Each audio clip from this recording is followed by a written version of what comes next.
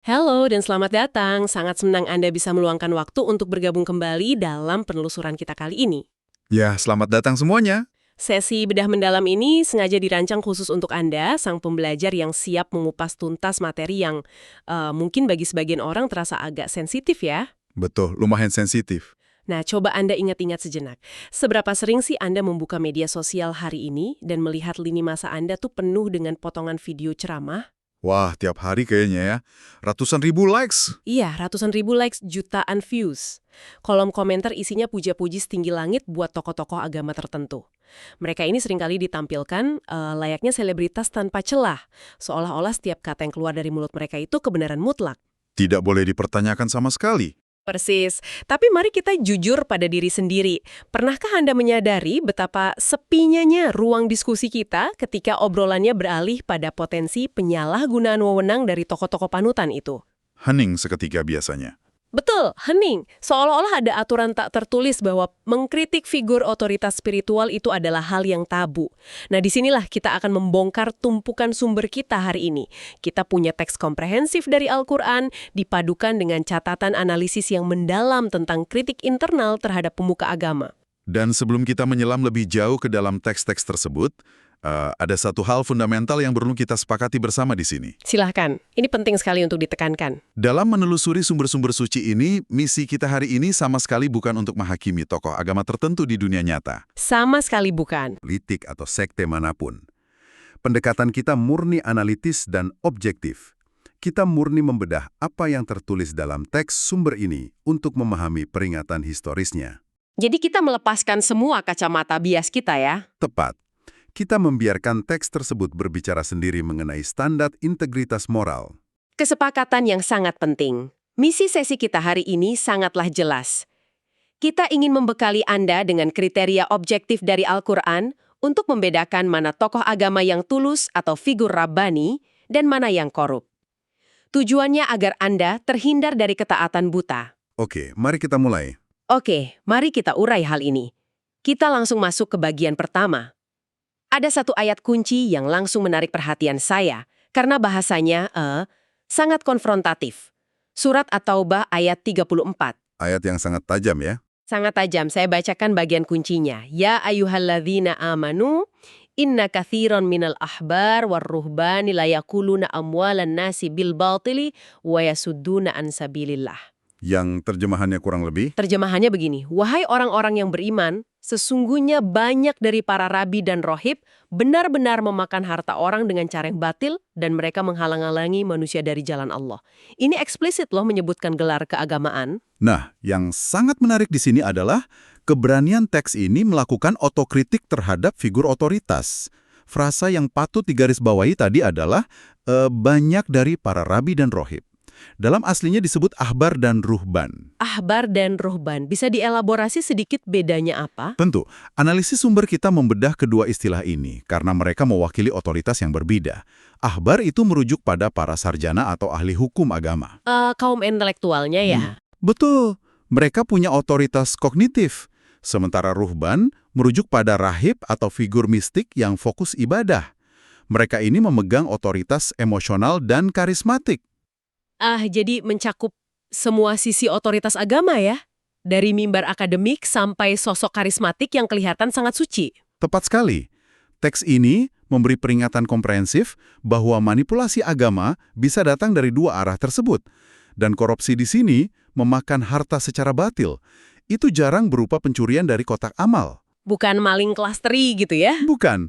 Ini adalah tentang komersialisasi agama. Menyalahgunakan jabatan spiritual demi kepentingan duniawi.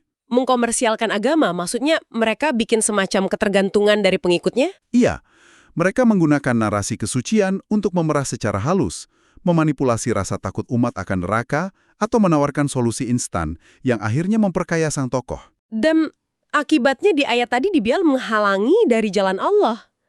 Berarti ini bikin orang malah muak sama agamanya dong? Logikanya begitu. Saat pengikut melihat kemunafikan tokoh panutannya yang selalu bicara akhirat tapi serakah harta umat, akan sinis. Tokoh ini bukan jadi jembatan ke Tuhan, tapi jadi tembok penghalang. Menabrak tembok beton keserakahan. Ini fenomena yang bikin miris ya. Dan Kalau dari catatan sumber kita, teks ini juga menyorot peran pengikutnya loh. Fenomena ketaatan buta. Iya, ketaatan buta. Ada fenomena di mana pengikut sukarela nyerahin daya kritis mereka, menaati fatwa tokoh agama membabi buta, biarpun itu bertentangan dengan wahyu. Ini ngingetin saya sama sindrom jas putih. Wah, analogi yang bagus itu. Coba Anda bayangkan Anda pergi ke rumah sakit, lihat orang pakai jas putih bawa stetoskop. Otak kita otomatis mikir, wah dia ahli, saya aman. Langsung percaya 100%. Tapi di ranah spiritual, kalau kita perlakukan jubah agama kayak jas putih kedokteran, bahaya. Bahaya sekali. Karena melepaskan daya kritis itu sama saja menggadaikan anugerah Tuhan. Mengapa kita rentan? Ya karena berpikir kritis itu capek. Menguras energi ya. Sangat menguras energi kognitif. Mengevaluasi teks suci itu butuh usaha. Jauh lebih mudah mengalihkan beban itu ke figur otoritas. Kita ibaratnya membayar mereka dengan loyalitas untuk mikirin agama buat kita. Dan ekosistem ketaatan buta inilah yang jadi tanah subur tumbuhnya tokoh korup ya? Betul. Kalau nggak ada yang berani angkat tangan dan bertanya, maaf, apakah penafsiran Anda ini adil? Tokoh itu akan merasa punya kekuasaan absolut. Kekuasaan absolut tanpa pengawasan selalu jadi resep kehancuran. Nah, ini bawa kita ke bagian kedua tentang anatomi kerusakan sistemik ini. Di sumber, kita ada frasa di surat Al-Baqarah ayat 41 yang super tajam. Tentang menjual ayat dengan harga murah ya. Iya, samanan kolilan. Menjual ayat-ayat Allah dengan harga murah. Saya tuh mikir wujud nyatanya di era sekarang apa ya? Apa demi dapat subscriber banyak, undangan TV eksklusif, atau akses politik? Jadi komisaris, mungkin. Semua yang Anda sebutkan itu sangat relevan.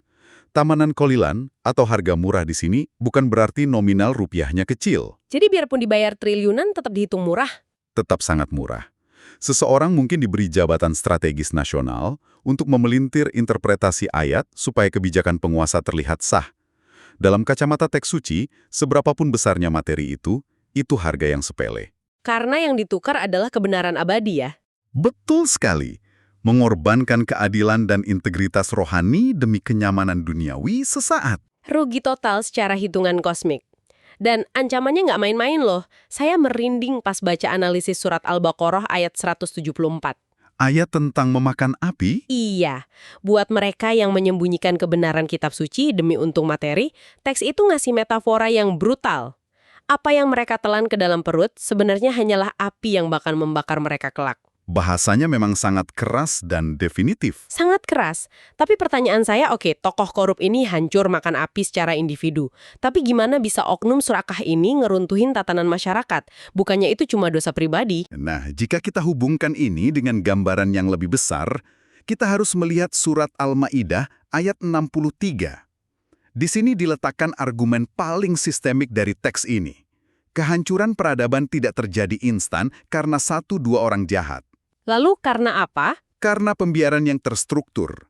Ayat ini bertanya secara retoris, mengapa para pemuka agama Rabbaniyun dan Akhbar diam saja? Mereka melihat dosa tapi diam. Tepat. Mereka tidak melarang pengikutnya saat mengucapkan dosa atau memakan harta haram. Ini dosa karena kelalaian. Jadi bukan tindakan aktif kejahatannya ya yang ditekankan, tapi tindakan pasifnya. Iya. Bayangkan tokoh yang secara personal soleh, nggak nyolong uang umat. Tapi pas lihat rakyat ditindas lewat kebijakan zalim atau pengikutnya curang, dia diam. Kenapa? Cari aman. Nggak mau kehilangan followers ya? Nggak mau kehilangan panggung. Nah, pembiaran ini bikin ilusi persetujuan di masyarakat. Oh, masyarakat awam mikirnya, lo tokoh agama aja diem, berarti hal ini wajar dong? Persis. Normalisasi inilah yang meruntuhkan etika dari dalam. Penjaga gawang moralitasnya tidur, jadi kebatilan masuk tanpa hambatan. Wow, ini benar-benar cetak biru gimana masyarakat bisa membusuk pelan-pelan. Kejahatan dinormalisasi karena tokohnya diam demi zona nyaman. Terus gimana kita bisa navigasi di tengah situasi begini?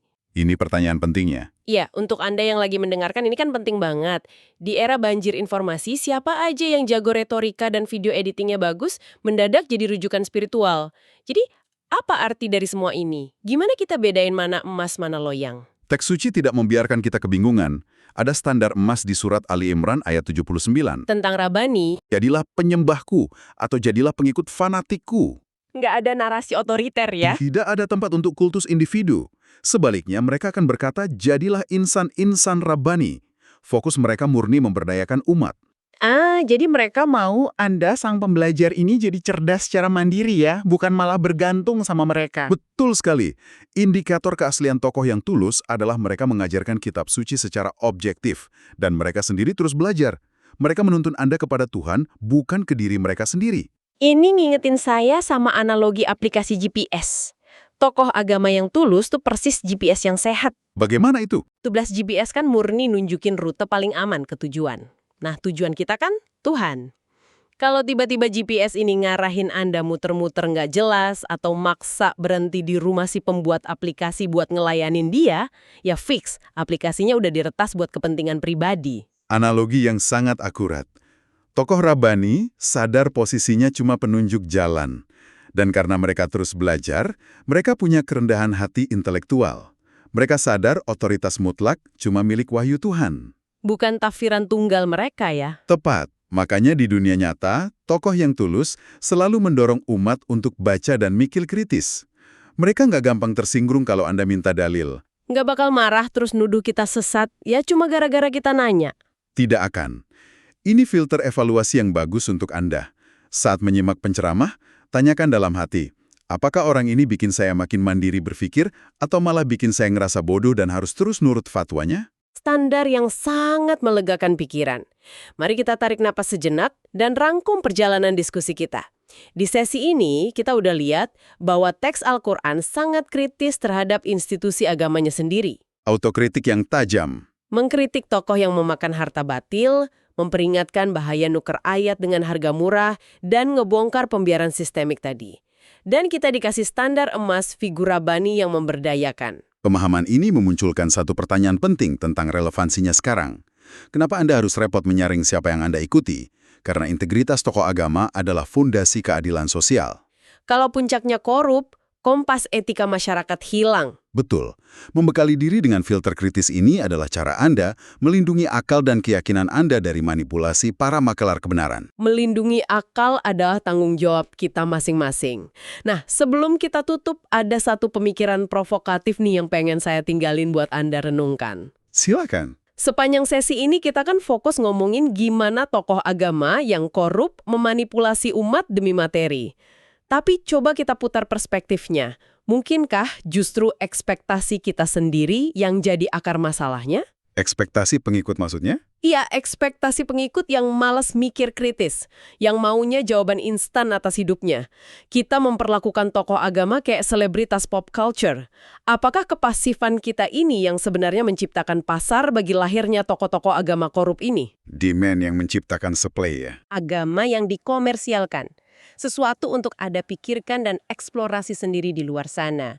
Terima kasih banyak sudah menemani kami dalam sesi penelusuran hari ini. Teruslah bertanya dan sampai jumpa di ruang diskusi kita berikutnya.